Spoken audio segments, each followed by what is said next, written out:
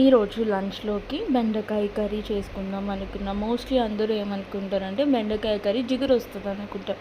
కానీ మా సైడ్ ఎలా చేస్తారంటే బెండకాయి ఫస్ట్ మీడియం సైజ్‌లో కట్ చేసుకొని వాటిని ఉప్పు, పసుపు వేసి కొంచెం ఫ్రై చేసుకుంటాం. సో, దాని తర్వాత ఏంటంటే పోపు వేసుకుంటాం.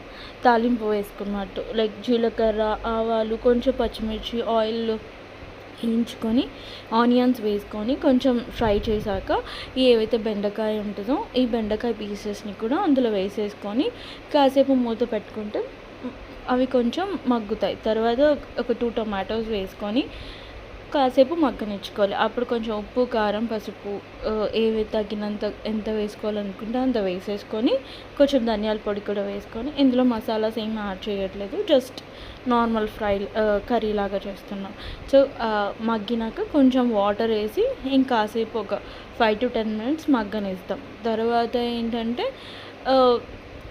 అప్పుడు ఇంకా ఉప్పు, కారం ఏమైనా అవసరం ఉందో చూసుకొని దానికి తగ్గట్టు కొంచెం కొత్తిమీర వేసుకొని గార్నిష్ చేసుకుంటే అయిపోయిద్ది.